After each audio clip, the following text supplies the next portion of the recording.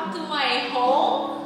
Puji Tuhan, akhirnya setelah 7 bulan tidak ada di rumah, finally we can come home. Tuhan baik. Yes, we are so looking forward to bless you today, and we pray that kalian semua juga bisa menikmati worship kita hari ini. Bisa nggak, Pastor? Sebentar ya, karena ada yang komplain suaranya nggak keluar. So let me check first. Sebentar ya. Wait. Suaranya nggak ada, berarti. Ada Pastor Indra.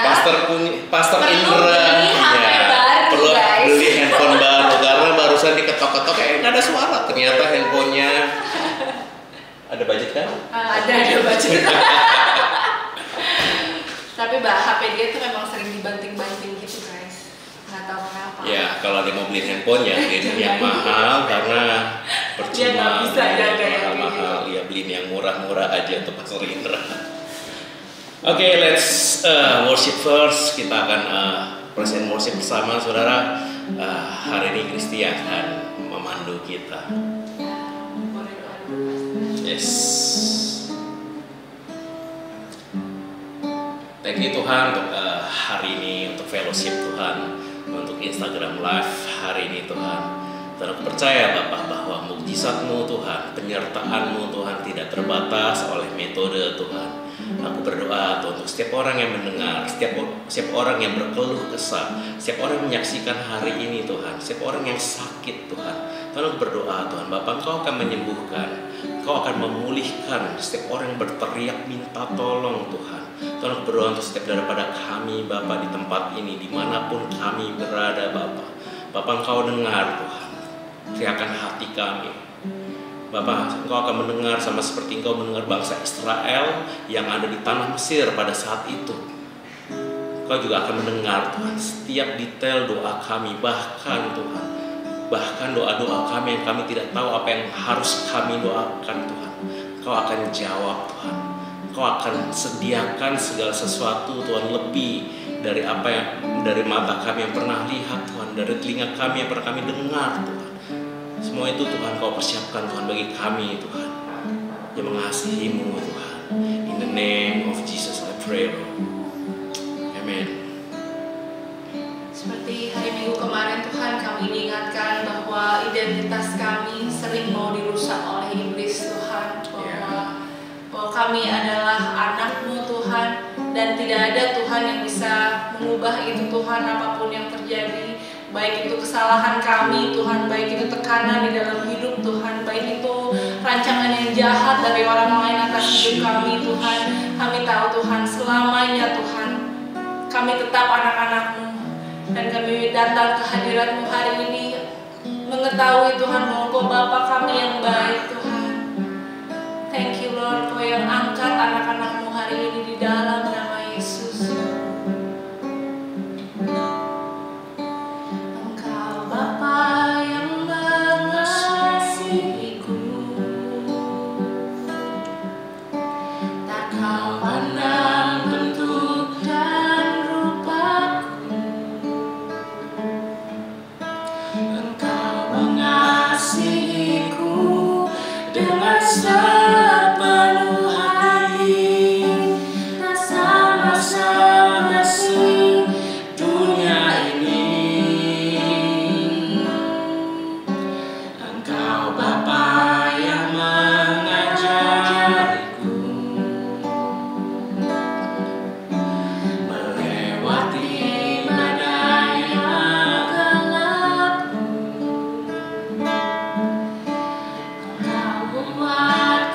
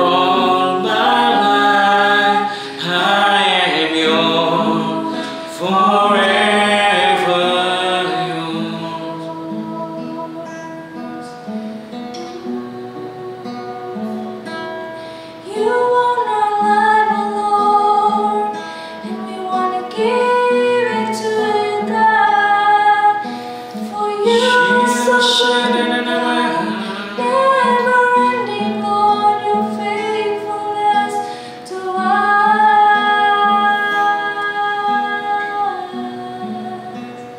Thank you, Jesus.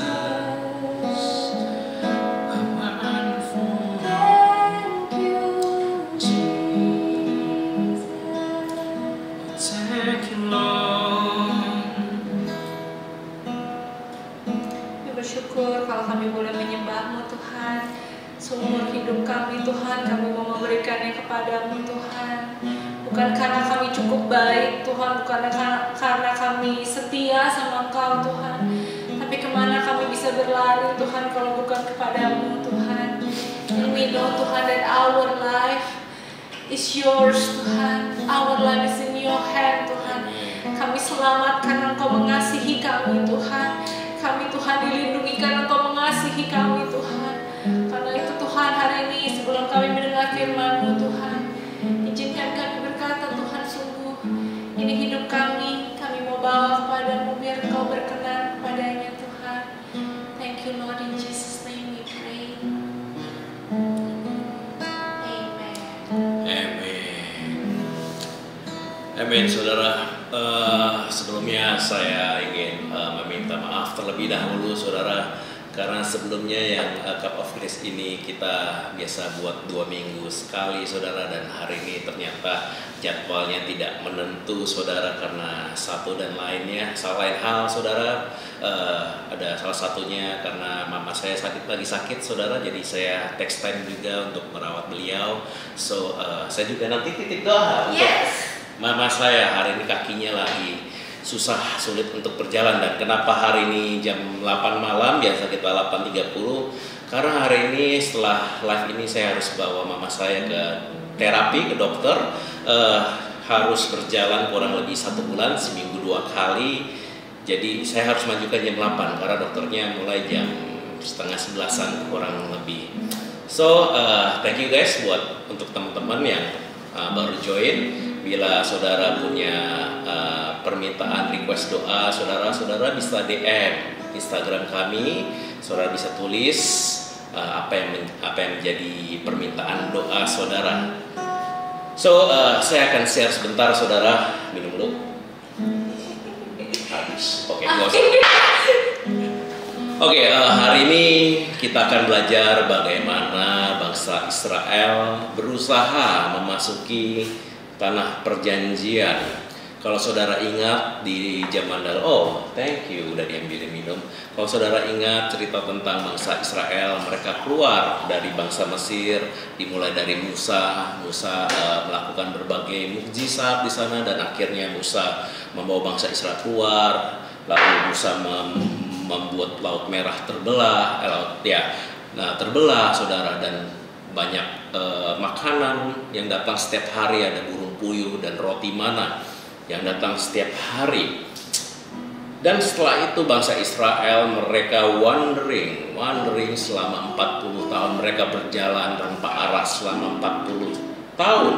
Kalau saudara ingat cerita itu, saudara. Tapi tahukah saudara, bangsa Israel sebenarnya enggak memutar-mutar kebingungan selama 40 tahun.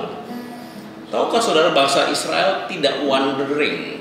Bangsa Israel mereka tidak kebingungan selama 40 tahun. Tapi mereka mulai kebingungan, mereka mulai bersungut-sungut. Dimulai di Ulangan 2 ayat 14, saudara. Saya bacakan, saudara. Lamanya kita berjalan sejak dari Kades Barnea sampai kita ada di seberang sungai Zered. Ada 38 tahun. Sampai seluruh angkatan itu, yakni prajurit, habis binasa dari perkemahan, seperti yang dijanjikan Tuhan dengan sumpah kepada mereka. Selama 2 tahun pertama semenjak bangsa Israel keluar dari Mesir, Allah membawa bangsa Israel keluar dari bangsa Mesir. Di dalam 2 tahun itu Allah membuat Laut Merah terbelah. Di dalam 2 tahun itu Allah membuat tiang awan pada siang hari dan tiang api pada malam hari. Di dalam 2 tahun itu Allah sudah membuktikan, Tuhan sudah membuktikan bahwa kepada bangsa Israel bahwa Dia berjalan bersama dengan bangsa Israel. Bangsa Israel berjalan bersama dengan Tuhan selama 2 tahun dari negeri Mesir. Mereka belum bersungut-sungut selama 2 tahun itu. Mereka tetap berjalan bersama Tuhan selama 2 tahun itu. Mereka percaya pada Tuhan selama 2 tahun itu. Mereka berjalan ke tempat di mana Tuhan sudah persiapkan untuk mereka. Tapi ada satu kejadian, saudara. Ada satu kejadian yang menyebabkan mereka setelah 2 tahun itu, mereka berjalan selama 38 tahun. Bangsa Israel dari kejadian di Kades Barnea tidak lagi berjalan bersama dengan Tuhan. Bangsa Israel memberontak pada Allah. Bangsa Israel menyimpang jalan-jalannya. Mereka menyembah Baal Peor namanya, menyembah Allah lain. Bangsa Israel bahkan kawin dengan wanita dari bangsa Moab. Mengapa mereka tiba-tiba selama 38 tahun mereka wandering? Selama 2 tahun pertama mereka walking with God. Mereka berjalan bersama dengan Tuhan. Tapi kenapa setelah 2 tahun itu, selama 38 tahun mereka wandering, mereka berjalan dengan bersungut-sungut, bahasa Indonesia ya. Ada perbedaan dan kesamaan yang amat sangat jelas antara walking dengan wandering, saudara. Apa kesamaan berjalan dengan Tuhan, dengan wandering, dengan bersungut-sungut dengan Tuhan? Persamaan adalah bangsa Israel sama-sama berjalan secara fisik. Mungkin mereka tahu Tuhan sudah pernah berbuat baik, makanya mereka berjalan, tapi dengan sikap hati yang berbeda. Pada saat mereka berjalan, pada saat mereka walking sama Tuhan, pada saat mereka percaya dengan Tuhan, hati mereka percaya kepada Tuhan, sikap hati mereka percaya kepada Tuhan. Dan pada saat mereka wandering, pada saat mereka bersungut-sungut, meskipun mereka tetap mengarah ke tanah perjanjian, hati mereka nggak percaya dengan Tuhan. Oleh sebab itu mereka menyembah Allah yang lain. Mereka pikir mereka bisa ke tanah perjanjian dengan cara yang lain. Mereka pikir mereka bisa ke tanah perjanjian dengan Allah yang lain. Mereka pikir mereka tidak butuh Tuhan lagi untuk mereka masuk ke tanah perjanjian, saudara. Tapi ada satu hal yang luar biasa, saudara. Di dalam waktu 38 tahun, di tengah mereka bersungut-sungut, di tengah mereka tidak percaya, Tuhan berkati mereka dengan tiap awan. Di tengah ketidakpercayaan mereka, Tuhan berkati mereka dengan burung puyuh yang dikirim setiap pagi dan roti mana yang turun setiap hari. Tuhan tetap membuat mereka menang ketika mereka melawan beberapa raja. Kasih Tuhan tetap ada walaupun mereka nggak percaya. Kasih Tuhan mencukupkan mereka selama mereka ada di padang pasir. Kalau hari ini saudara bersungut-sungut, saudara. Kalau hari ini saudara mungkin sedang ada di dalam masa di mana saudara sulit untuk mempercayai Tuhan. Hey, Tuhan mengerti. Tuhan mengerti. Tapi Tuhan ingin saudara menang. Tapi Tuhan tetap berikan saudara berkat setiap hari untuk bertahan. Tapi Tuhan gak mau saudara untuk dalam bertahan doang, saudara. Tuhan gak mau saudara supaya saudara hidup dalam survival mode. No, Tuhan gak mau itu. Tapi apa yang sebenarnya terjadi, saudara, di Kades Barnea?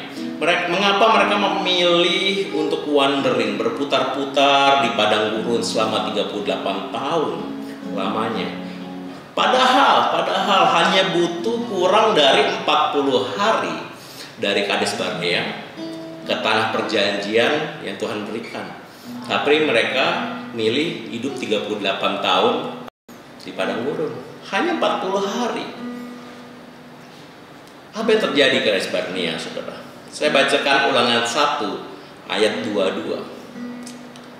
Ketahuilah Tuhan Allahmu telah menyerahkan negeri itu kepadamu. Telah menyerahkan negeri itu kepadamu. Majulah, dudukilah seperti yang difirmankan Tuhan kepadamu, Allah nenek moyangmu. Janganlah takut dan janganlah patah hati. Lalu kamu sekali mendekati aku dan berkata, marilah kita menyuruh beberapa orang mendahului kita untuk menyelidiki negeri itu bagi kita dan membawa kabar tentang kita, tentang jalan yang akan kita lalui dan tentang kota-kota yang akan kita datangi. Negeri apa sih sebenarnya? Ada negeri ini dijelaskan di Keluaran 3 dan di Ulangan 6 ayat 10 sampai 11.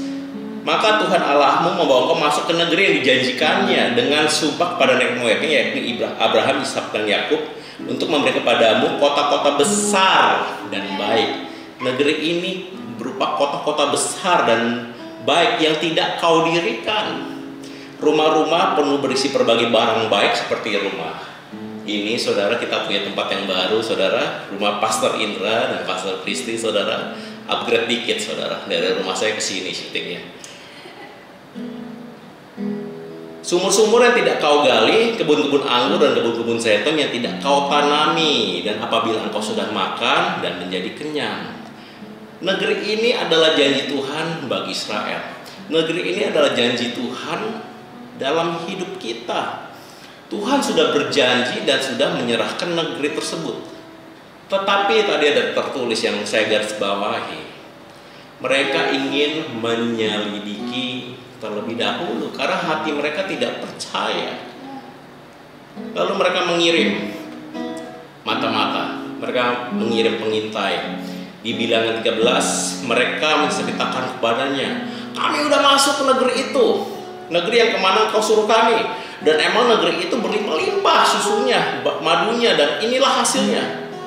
Garis bawah ini di ayat 28, hanya bangsa yang di negeri itu kuat-kuat dan kota-kotanya berkubu dan sangat besar, juga keturunan Enak adalah kaum raksasa. Telah kami lihat di sana. Tetapi orang-orang pergi ke sana bersama-sama dengan dia berkata, kita tidak dapat maju. Pengintai ini berkata, kita nggak bisa maju menyerang bangsa itu karena mereka lebih kuat daripada kita. Juga mereka menyampaikan kepada Israel kabar busuk tentang negeri yang diintai mereka dengan berkata, negeri yang telah kami lalui untuk diintai adalah negeri yang memakan penduduknya. Dan semua orang yang kami lihat di sana adalah orang-orang yang tinggi-tinggi perawakannya. Juga kami lihat di sana orang-orang raksasa, orang Enak yang berasal dari orang-orang raksasa, dan kami lihat diri kami seperti belalang. Dan demikian juga mereka terhadap kami. Ini yang menjadi batu sandungan bagi bangsa Israel. Inilah yang terjadi di Kades Barnea, saudara. Tempat di mana mereka mengirim pengintai dan mereka balik, pengintai itu balik, dan gara-gara pengintai ini mereka memilih hidup 38 tahun.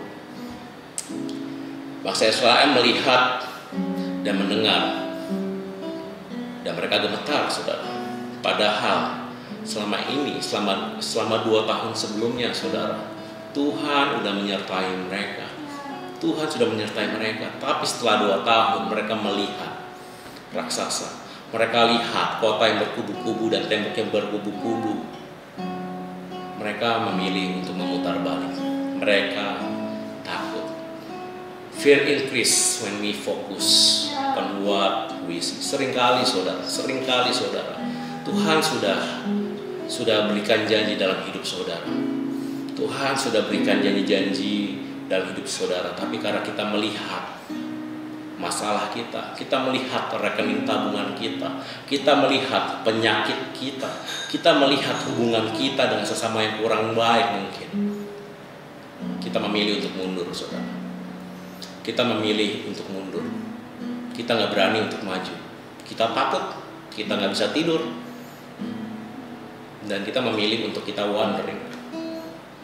Ingat perbedaan antara walking dengan wandering. Kita sama-sama berjalan, tapi dengan sikap hati yang mungkin tidak percaya sama Tuhan, sikap hati yang pesimis, sikap hati yang aku nggak bisa masuk ke tanah perjanjian itu, nggak bisa Tuhan. Di situ banyak raksasa, nggak bisa Tuhan. Aku nggak bisa sanggup, aku lebih pilih mati di padang pasir. Bangsa Israel nggak mau berjalan lagi karena mereka takut, saudara. Bangsa Israel nggak mau ke tanah perjanjian karena mereka fokus apa yang ada. Rakyat Israel takut karena mereka mendengarkan apa kata pengintai, sama seperti kita mendengar kata dunia. Mereka tahu bahwa akan bisa mendapatkan negeri itu. Mereka tahu, cuman karena ada kata hanya. Ini adalah satu-satunya penghalang antara bangsa Israel ke tanah perjanjian. Hanya. Sama seperti kehidupan kita. Saya tahu Tuhan dapat pulihkan saya. Hanya pengalaman saya terlalu buruk. Saya tahu Tuhan dapat sembuhkan saya. Hanya dokter bilang ini penyakit terlalu buruk, gak bisa sembuh. Saya tahu saya bisa berhasil dalam bisnis. Hanya di Indonesia susah berkembang, susah lagi COVID, susah lagi resesi. Saya ingin menjadi something. Hanya orang sekitar saya nggak berbilang saya nggak punya apa-apa, saya nggak punya kemampuan, saya nggak punya talenta. Dunia berkata hal-hal yang buruk terhadap saudara, dan saudara melihat dengan mata kepala saudara, ketakutan di depan mata saudara. But this is not my point, saudara. Ingat, ketakutan adalah buah. Ketakutan yang dialami oleh bangsa Israel ini bukan akar. Ketakutan ini buah, saudara. Saudara minder itu bukan buah, saudara. Bukan akar. Kebingungan adalah buah, bukan akar. Wondering itu nggak percaya sama Tuhan itu buah, bukan akar. Ketidaktaatan bangsa Israel itu bukanlah akar, saudara. Mengapa bangsa Israel mengembara sama 40 tahun itu cuma buah, bukan akar. Kenapa bangsa Israel nggak menyerang? Itu hanya buah, bukan akar. Lalu akarnya apa? Saudara, kalau saudara perhatikan di ayat tadi, saya akan bacakan sekali lagi akarnya apa, saudara. Saya akan bacakan bilangan 13 kali lagi, saudara. Tetapi orang yang pergi ke sana bersama-sama dengan dia berkata, kita tidak dapat maju menyerang bangsa itu karena mereka lebih kuat daripada kami. Juga mereka menyampaikan kepada orang Israel kabar busuk tentang negeri yang diintai mereka dan berkata, negeri yang telah kami lalui untuk intai adalah negeri yang memakan penduduknya, dan semua orang yang kami lihat adalah orang yang tinggi-tinggi perawakannya. Juga kami lihat di sana orang-orang raksasa yang merasa orang enak, yang merasa orang raksasa, dan kami lihat diri kami seperti belerang. Dan demikian juga berkata mereka terhadap kami. Ada 7 kali kata kami, ada 7 kali kata kita, ada 7 kali kata gua, saya, diri pribadi. Akar dari ketakutan bangsa Israel adalah ketidakadaan Tuhan dalam mata mereka. Akar dari ketidakdamaian adalah ketiadaan Tuhan dalam pikiranmu. Akar mengapa engkau terus bersedih adalah terlalu sedikit Tuhan dalam pikiranmu. Tidak ada kata Tuhan satupun di ayat yang tadi saya bacakan, saudara. Pengintai itu melihat kami. Nggak ada satupun kata Tuhan. Fear is increasing in the absence of God. Nggak ada kata Tuhan. Hari ini saudara takut. Hari ini saudara tidak damai sejahtera. Hari ini saudara mungkin tidak tidur dengan nyenyak. Karena masalahmu engkau pandang lebih besar dari Tuhanmu. Tapi kita lihat di bilangan 14, saudara. Di antara pengintai itu ada dua orang yang melihat dengan cara yang berbeda, saudara. Mereka pergi ke tempat yang sama. Mereka bersama pengintai-pengintai tadi. Bilangan 14 ayat 6 sampai 9. Tetapi Yosua bin Nun dan Kaleb bin Yefune, yang termasuk orang-orang yang telah mengintai negeri itu, mengoyakkan pakaiannya dan berkata kepada segenap umat Israel, negeri yang kami lalui untuk diintai adalah yang luar biasa baiknya. Padahal ada raksasa, padahal ada tembok yang berlapis-lapis, tapi mereka luar biasa baiknya, mereka bilang. Ayat 8, jika Tuhan, kata Tuhan mereka sebutkan pertama kali. Jika Tuhan berkenan kepada kita, maka Ia, Tuhan, akan membawa kita masuk negeri itu dan akan memberikannya kepada kita suatu negeri yang berlimpah-limpah susu madunya. Hanya jangan memberontaklah kepada Tuhan dan janganlah takut kepada bangsa negeri itu, sebab mereka akan kita telan habis. Yang melindungi mereka sudah meninggalkan mereka, sedang Tuhan menyertai kita. Janganlah takut kepada mereka. Apa yang membedakannya, saudara, Yosua dan Kaleb dan orang-orang yang sebelumnya mengintai? Mengapa Yosua dan Kaleb bisa melihat apa yang dikatakan 10 mata-mata yang lain itu berbeda? Mereka tidak menyebut kata raksasa. Mereka nggak menyebut. Kedua, mereka mengingat Tuhannya lebih banyak. They can see God in every battle. They can see God in every problem. They can see God is bigger than any giant in front of them.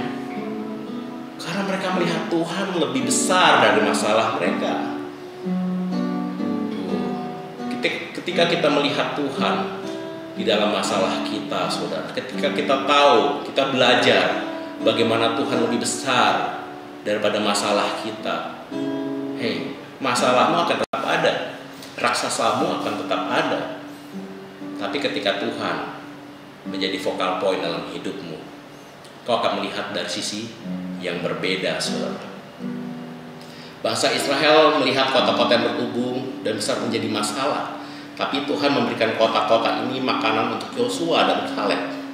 Bangsa Israel melihat kota-kota ini adalah masalah. Tuhan memberikan kota-kota ini hadiah untuk Yosua dan Kaleb. Saudara, cerita ini menggambarkan di Perjanjian Baru tentang kasih karunia Tuhan dalam hidup kita, di mana sebenarnya bangsa Israel itu nggak deserve. Bangsa Israel nggak berhak untuk mendapatkan kota-kota yang mereka tidak bangun, menuai apa yang mereka tidak tabur, mendapati rumah-rumah dan berbagai isinya yang tidak mereka bangun. Mereka nggak berhak. Tapi Tuhan berikan secara cuma-cuma untuk hidup mereka. Jadi kalau saudara melihat masalah, saudara, ingatlah ada Tuhan. Selalu ada Tuhan di masalah saudara. Kalau saudara sedang sakit, ingatlah ada Tuhan di dalam setiap penyakit saudara. Ketika saudara di ambang kebangkrutan, selalu ada Tuhan dalam bisnis saudara. Saudara, jangan jadikan Tuhan sebagai sumber informasi untuk hidup kita, tapi jadikan Tuhan sebagai alat transformasi untuk hidupmu. God doesn't want to stop when we are informed. Tuhan nggak mau stop kalau kita cuma sekedar dikasih informasi, oh Tuhan baik. Tapi God want us to be transformed.